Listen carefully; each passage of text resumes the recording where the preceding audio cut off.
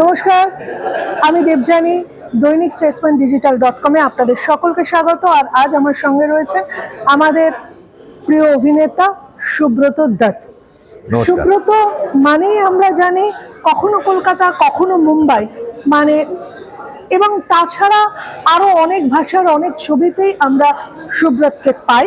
তো সেই সঙ্গে কদিন আগে সুব্রতের আরেকটা ছবি রিলিজ হয়েছে, ম্যাডাম সেনগুপ্তা, এবং তাতে একটি বিশেষ চরিত্রে ছিলেন সুব্রত।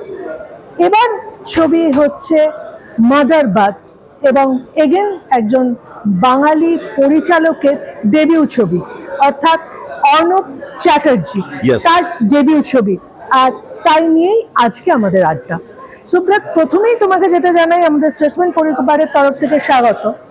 তো যেটা প্রথমে জানতে চাইবো, মার্ডারবাদ ছবিটা, এটা কি বাঙালি পরিচালক, এত ইয়াং পরিচালক আর কি, একটা ছেলে গল্পটা লিখেইছে তার 20 বছর বয়সে, এবং তারপরে সেটা নিয়ে সে 5 বছর ধরে ছবিটার জার্নি করে আলটিমেট ছবিটা রিলিজ পাচ্ছে আর কি, মুক্তি পাচ্ছে। তো সেখানে একটি বিশেষ চরিত্রে এবং যথারীতি পুলিশের চরিত্রে আমরা পাচ্ছি সুব্রতকে। এটা কিন্তু বিরাট বড় ব্যাপার, একটা বিরাট বড় বাঙালি হিসেবে পাওয়া। আমি একটা হিসেবে কোনো কথা বলছি না, একটা 25 বছরের বাচ্চা ছেলের আজকে একটা ছবি, মানে sorry, he is a director, my boss, but এই মুহূর্তে একটা বাচ্চা ছেলে, বাঙালি হিসেবে বলছি, তার ছবি, হিন্দি ছবি, হিন্দিতে ডেবিউ করছে একটা বাঙালি ছেলে, এটা কিন্তু সত্যি তার জার্নিকে হ্যাটস অফ। এবং উইথ হিউজ স্টার কাস্ট, যে মেন প্রোটাগনিস্ট তারা নতুন, কিন্তু বাকিগুলো আমল গুপ্তে, মনীষ চৌধুরী, বরুণ স্যার, এখানের কমলেশ্বর স্যার, আমি আছি, তারপর ওর নামটা ভুলে যাচ্ছে, আরেকজন আছে, সেও স্টার। নতুন ছেলে মেয়ে দুটো খুব ভালো কাজ করছে, তারা অলরেডি কাজ করছে, নট একদম নতুন। তো আমার মনে হয় কি, আমি যখন প্রথম স্ক্রিপ্টটা পড়ি না, এই স্ক্রিপ্টের মধ্যে একটা শেক্সপিয়ারিয়ান স্ট্রাকচারে লেখা, এবং শেক্সপিয়ারের যে র ইমোশনগুলো হয়, যেমন প্রেম, রোমিওজুলিয়েট আমরা দেখছি, রিভেঞ্জ দেখছি, জেলাসি দেখছি, এই ব্যাপারগুলো এর মধ্যে এমনভাবে আছে পরতে পরতে। আমি তো প্রথম যখন স্ক্রিপ্টটা পড়ি, আমি রাত্রি 1:30টার সময় মেসেজ করেছিলাম যে can I talk to you. প্রথমে অ্যাকচুয়ালি এরকম করছিলাম, করবো না, আবার একটা পুলিশ। তো যেভাবে আমি দেখলাম, আমি রাত্রি 1:30টার সময় ডিসকাস করলাম গল্পটা নিয়ে, কারণ আমি যেহেতু নাটকের লোক, আমি বললাম তুমি কোথায় পড়েছো লন্ডনে। তো ওর মধ্যে একটা হয় নাকি, একটা মানে শেক্সপিয়ারিয়ান টাচ উইথ রবীন্দ্রনাথের গান, একটা বাঙালি। তো ওই দুটো জিনিসের ব্লেন্ডিংটা খুব ভালো হয়েছে, যেটা বলে না, blending is the most important for the project, for any project, you know, মানে any project blending, smoothing, সেটাকে যদি সুন্দরভাবে মেশানো যায় আর কি, আর সুন্দর পরিবেশন।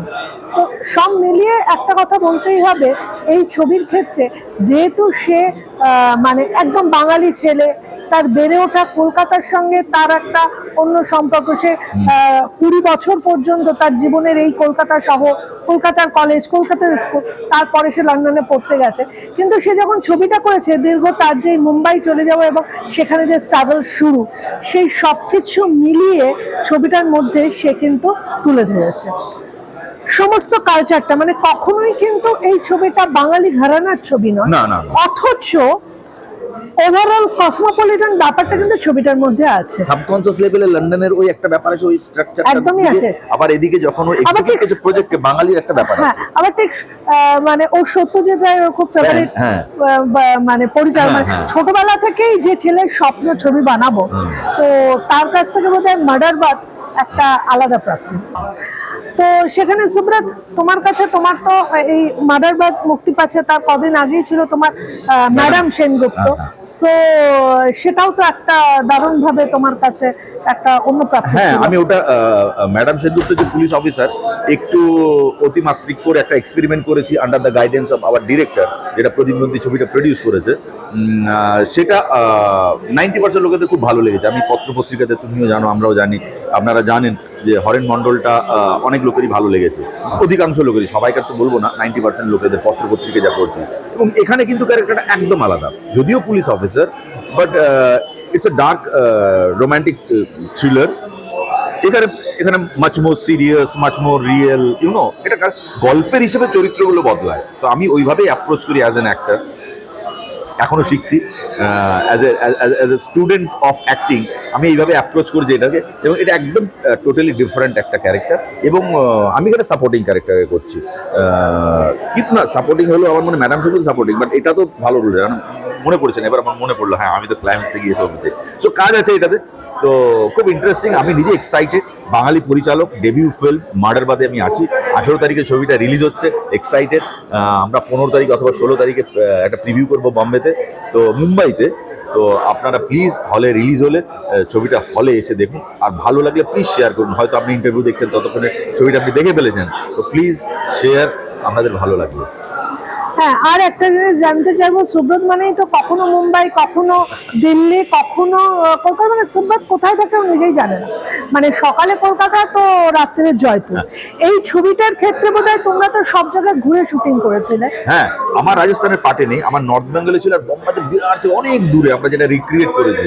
মানে একটা শট নেওয়ার জন্য হি সো পার্টিকুলার, কোনো কম্প্রোমাইজ করে আমরা 4 দিন ধরে একটা শট শুধু ওয়েট করেছি, মানে এমনভাবে ওয়েদারটা পাচ্ছি না বলে। কারণ বিনোদ প্রধানজি ডিওপি ছিলেন, উনি খুবই ফেমাস, বিনোদ প্রধান স্যার। তো উনি খুবই পার্টিকুলার, উনি লাইটের জন্য সময় নিতেন এবং বলতেন কি না অনেক টাইম, নাহলে ছবিটা তোমার লোকের দেখতে খারাপ লাগবে। এবং সেই তো কাস্টিং হোক, সেট হোক, ডিওপি হোক, গল্প হোক, কোনো জায়গাতে কিন্তু ও এত অনেস্ট, কোনো জায়গাতে কম্প্রোমাইজ করেনি। সেটা সেই জন্য আমি ভাবি, মানে এখন এই মুহূর্তে আমি মাথার মধ্যে আসছে, আমরা কিন্তু অনেক ভালো ভালো ছবি আগামী দিনে এই অর্ণব চ্যাটার্জির কাছ থেকে পাবো। একদমই তাই, কারণ একদম ইয়াং ডিরেক্টর, আর প্রচুর অনেক নতুন স্বপ্ন তার কাছে আছে। আর সবচেয়ে বড় কথা, তার ডেবিউ হচ্ছে এরকম মার্ডারবাদ ছবি, যেখানে হিন্দিতে সে ডেবিউ করছে, তার কাছ থেকে ডেফিনেটলি আমরা আরো অনেক ভালো কাজ পাবো, এটাই আমাদের আশা।